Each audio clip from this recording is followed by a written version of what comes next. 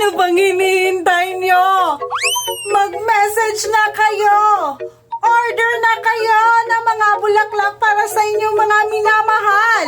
Ano pang hinahantay nyo? Hinihintay nyo pala! Sorry, bulol lang kasi Bisaya ako, day! Bisaya ako, day! Tagalog ko lang ang bulol!